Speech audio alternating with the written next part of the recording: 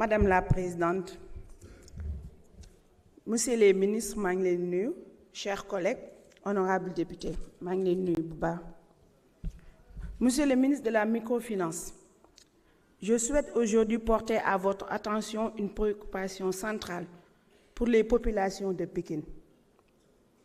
En particulier pour nos jeunes et nos femmes, l'accès au financement, à la formation et à l'accompagnement entrepreneurial à Pikine. À Pikine, les femmes sont au cœur de l'économie informelle. Elles travaillent, elles produisent, elles innovent, mais trop souvent, elles le font sans outils modernes, sans accompagnement structuré et surtout sans financement adapté.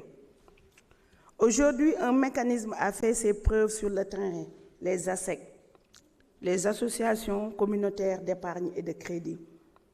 Majoritairement gérées par des femmes, et représente une alternative sérieuse pour l'inclusion financière de celles qui n'ont pas accès aux banques classiques.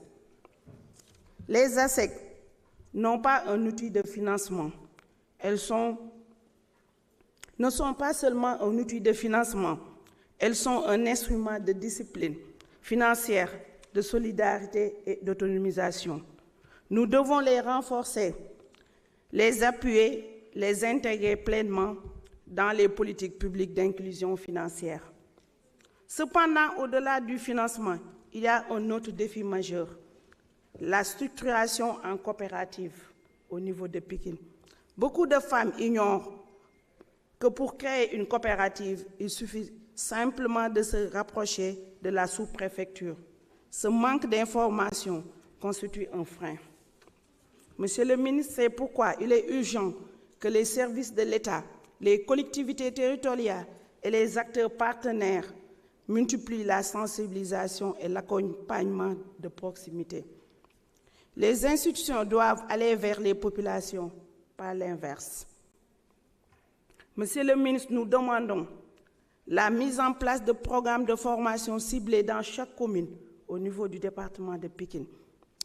Un mécanisme simplifié de financement dans les projets portés par les jeunes et les femmes. Le renforcement officiel et institutionnel des ASEC comme outil d'inclusion financière. Des campagnes publiques d'information sur la création de coopératives via les sous-préfectures et les mairies. L'autonomisation économique n'est pas un slogan, c'est un chantier, une stratégie et un engagement. Monsieur le ministre, et à Pikine, nous avons la volonté, nous avons les initiatives. Il ne manque que le soutien structurel de l'État. Parce que lorsqu'une femme se finance, une famille se relève. Quand un jeune entreprend, une communauté progresse. Et à Pikine, quand on finance la population, le Sénégal avance. Merci beaucoup, Monsieur le ministre. Merci beaucoup. Donc, je donne la parole à Monsieur Abdoulahat Ndiaye. Monsieur Moussa Mbaye se prépare.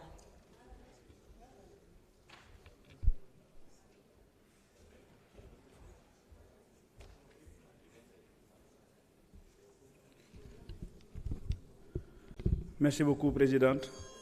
Monsieur le ministre, maa ngi lay nuyu di la ziyaare bu baax di nuyu aussi sa natango monsieur Cheikh Diba di nuyu aussi sa collaborateurs yi nga àndal yépp monsieur le ministre di ci beral nuyoo aussi suñu xarit suñu dëkkandoo Lougatois, un de vos directeurs généraux monsieur Lamine Diop borom Copadel di nit ku disponible.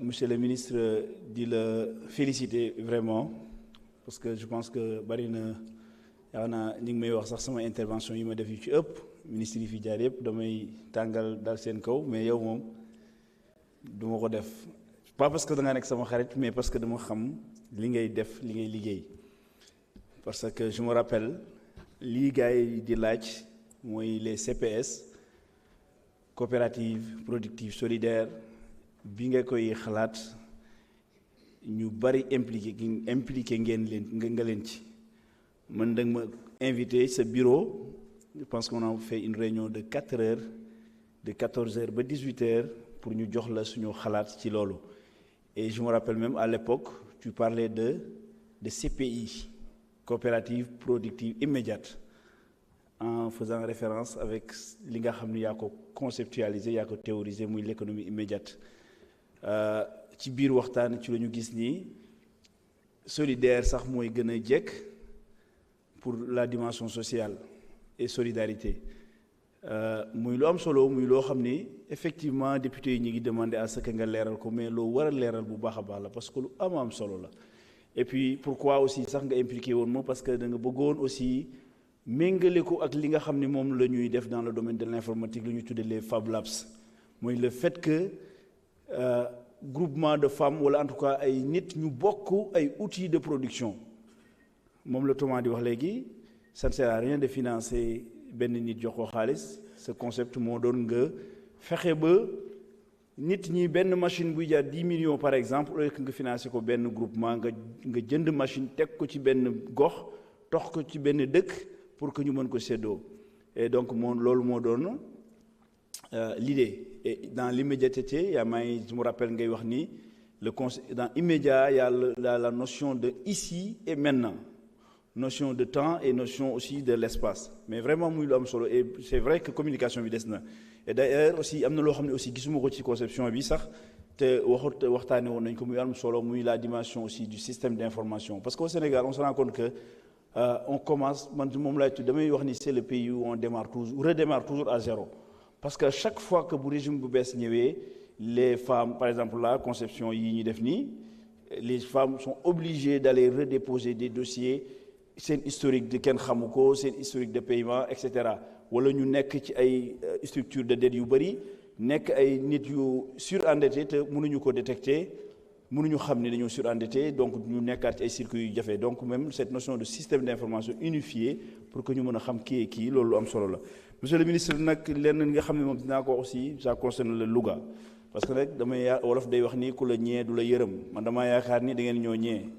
parce que yërëmu leen ñu monsieur le ministre gisuma benn financement wala benn loo xam da ngeen koy def ba boole ñu si gisuma ko man xamu da ngeen ñoo ñee xaw ma mais faw ngeen boole ñu ci parce que dara amu fa les femmes liñ ma yóbbante lii lépp lu ma waroon wax la lépp ay tur la nii ay nit la ay liste ñemewuma lim parce que dama ni su ma duggee ci lim bi du ma matal te su ma matalul dina am ñu ma mere mais ñii ñëpp dama leen waroon a turdu parce que ay daam lan ay lion lan yoo xam ne non seulement dañu campagne participer ci ñi leen fal ñi tax ngeen toog fii ak ñi tax ñun ñu toog fii mais dañu bokk aussi ci ñi nga xam ne depuis votre élection elle ne cesse de se mobiliser di créer ay CPS di créer ay coopératives di créer ay GIE di leen xaar mais gisuñu leen même si maa ngi tudd léegi Lamine Diop qui est de chez nous mais lui-même il sait que amuñu dara booluñu ci programme yi te au début monsieur le ministre man maa ngi woon parce que man foog naa ni sax damay bàyyi assemblée ñëw ci ministère bi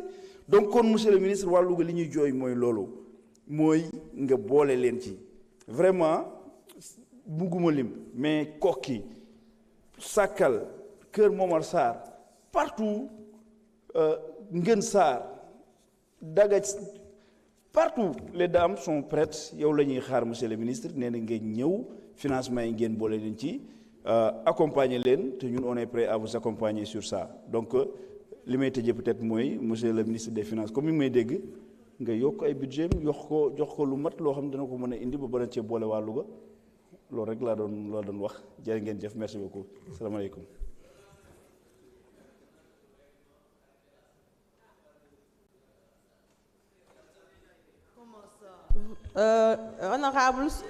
Honorable, s'il vous plaît, il y a 2 vice-présidentes dans la salle. Madame la présidente Mbène Faye est dans la salle, aussi bien que Madame la présidente Oulimata Sidibé.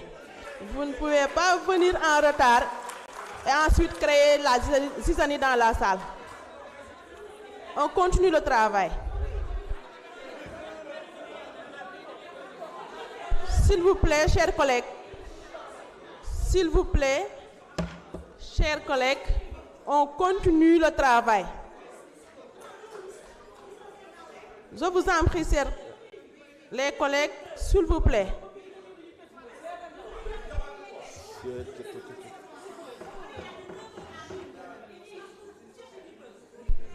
S'il vous plaît, chers collègues, taisez-vous, s'il vous plaît.